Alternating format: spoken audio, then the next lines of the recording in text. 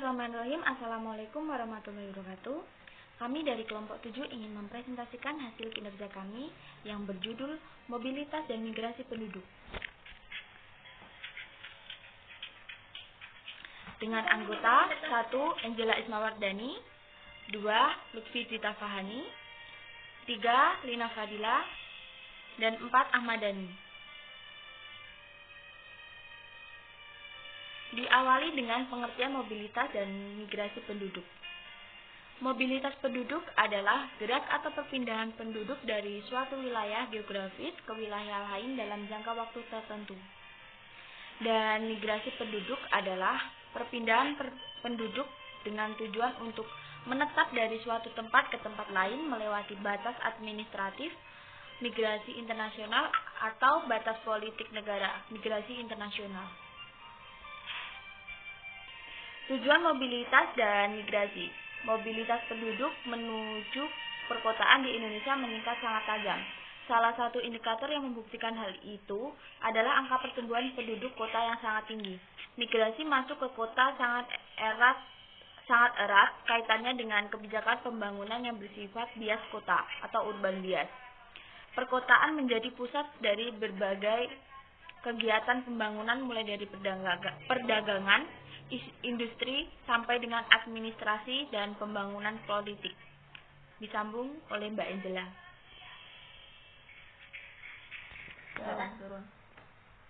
Terima kasih Mbak Dila, saya sambung kembali. Hal ini menyebabkan kota besar seperti Jakarta tidak terhindarkan lagi menjadi daya tarik yang kuat bagi penduduk dari daerah-daerah lain. Perkotaan menyediakan kesempatan kerja dan usaha ekonomi di berbagai bidang, sementara di daerah asal mereka menghadapi keterbatasan kesempatan ekonomi. Artinya, perpindahan penduduk terjadi akibat tingginya upah yang dapat diperoleh di daerah tujuan. Perkembangan pemikiran migrasi penduduk. 1. Perkembangan pemikiran migrasi penduduk. 2. Mengharapkan pendapatan yang lebih tinggi. 3. Kebiasaan dan melembaganya sistem sosial suku bangsa tersebut. 4. Aspek makro terhadap tempat daerah, struktur sosial ekonomi, faktor demografi, dan kelembagaan atau kebijakan, dan aspek mikro atau model-model yang digunakan seperti model-model manusia dan model motivasi atau pengambilan keputusan untuk pindah. Yang kelima, kondisi ekonomi atau adanya investasi modal, perubahan teknologi, dan pembagian kesejahteraan. Migrasi akan menstimulasi keadaan seperti adanya peningkatan perkawinan, penawaran tenaga kerja, dan bencana alam dan faktor-faktor lain seperti biaya pindah, hubungan dengan teman, dan informasi yang semakin berkurang mengenai daerah asal.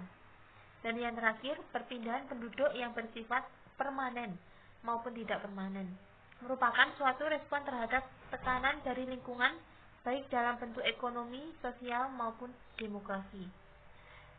Setelah itu akan disambung lagi oleh Mbak Lutfi.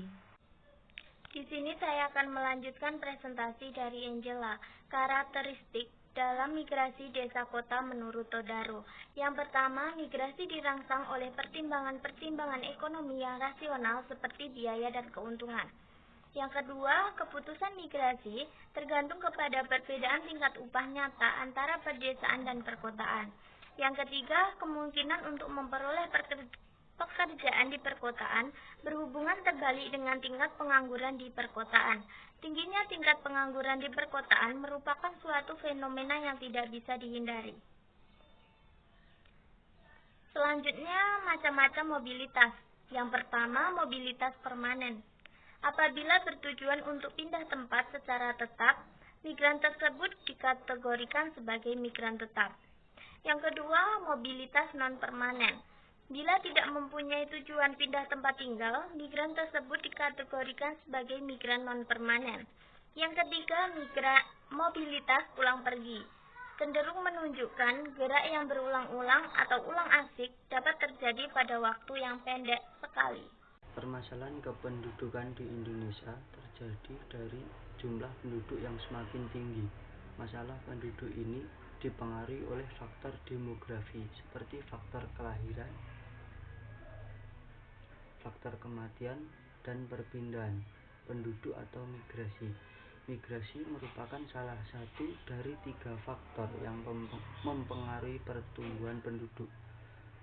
Peninjauan migrasi secara regional sangat penting, khusus mengingat kepadatan penduduk yang tidak merata. Adanya faktor-faktor pendorong dan penarik bagi orang-orang yang melakukan migrasi. Menurut sensus 1971, ternyata dari 26 provinsi, tidak satu pun yang tidak mengalami perpindahan penduduk.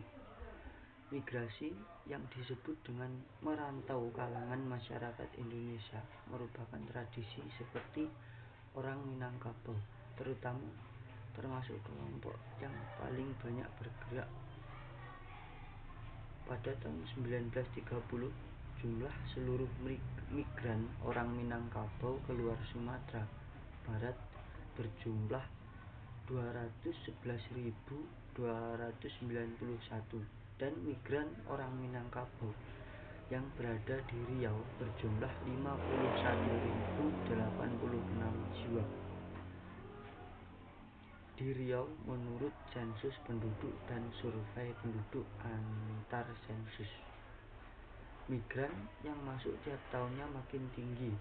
Pada tahun 1980, migran masuk berjumlah 98.652 jiwa.